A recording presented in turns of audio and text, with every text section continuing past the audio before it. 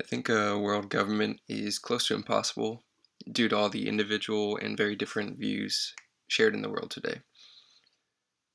If it were to exist, I think a world government would do the opposite of solve the war of all against all.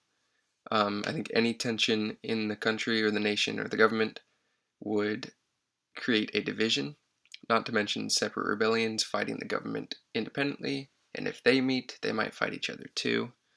If their views are different from each other, it's just going to be chaos all around.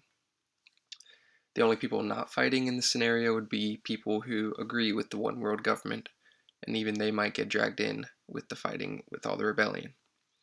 I do, however, believe that a world government would help to solve international relations for obvious reasons. The UN attempts to do this now, but if the world were united under one single functioning government, this would most likely be in the form of a single worldwide nation. Alexander Went states that social structures are defined partly by shared understandings, expectations, and knowledge in his article Constructing International Politics.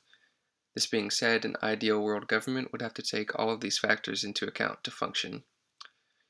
So, in order to function with minimal violence and resistance, it would either need to accommodate the understandings, expectations, and knowledge of everyone, or align all of them to a new standard of all three of those things completely. The first scenario would be the easiest and most realistic, however, still difficult since some religions specifically deny the authenticity, of other religions. The second scenario would be tremendously more difficult because trying to change a world's belief completely over to a new system, in my opinion, would be impossible. However, these are the only ways that I think a government like this could function.